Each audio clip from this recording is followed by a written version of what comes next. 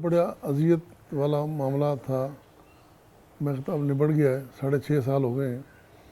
ہم نے ایک پل بھاری رہا اس کے لیے، ہمیں جنید کو ملنے کے لیے بڑے مسائل تھے شروع میں کہ 1.5 سال،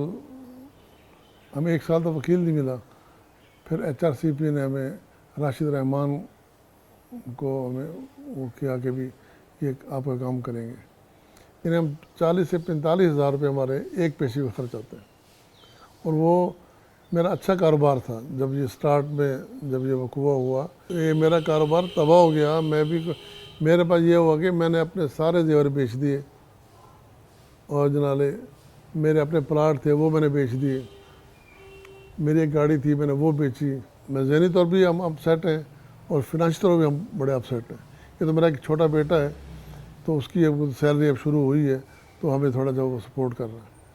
کیونکہ لوگوں نے پتہ لگ گیا ابھی الزام جب لگا ہے، اس قسم کا گھناؤنا الزام لگا ہے، لوگوں نے کاروبار بھی کرنا چھوڑ دیا میرے ساتھ، میرے اپنے عزیز چھوڑ گئے مجھے، رشتہ دار چھوڑ گئے مجھے کہ یہ کیا ہے، یہ کیا ہو گیا، ڈر کے مارے کہ پتہ نہیں اسے کیا ہو جائے۔ میں اس کے لیے ہر ہفتے 3 سے 4 کتابیں لے جاتا ہوں، وہ پڑھتا ہے، وہ میں واپس لے آتا ہوں اگلے ہفتے، پھر اس کو دوسری کتابیں پہ دے آتا ہوں۔ اس نے اس وقت تک 5000 کتابیں پڑھ لی ہیں، اگر وہ کتابیں نہ پڑھتا تو میرے خیال اب تک وہ پاگل ہو گیا ہوتا یا مر گیا ہوتا۔ یہ کیس 6.5 سال میں ہمارے 9 جج تبدیل ہوئے، اور یہ جو ہمارے مخالف تھے ان کے سنا پیچھے بڑے لمبے ہاتھ تھے، انہوں نے کوشش کی کہ بھی اس کو نگران کرتے رہیں، اور جو ہی ایک جج تھوڑی سماعت کرتے تھے تو ان کی کچھ سمجھ میں آ رہی تھی بعد میں معاملہ ایسا نہیں ایسے ہے، لیکن پھر اس کا تبادلہ کر دیا جاتا تھا۔ انشاءاللہ میں مکمل امید ہے،